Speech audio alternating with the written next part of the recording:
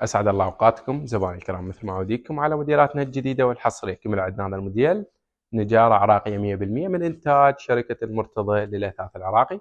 هاي الغرفة نجارة عراقية 100%، والتصميم والفصال يكون تصميم مصري.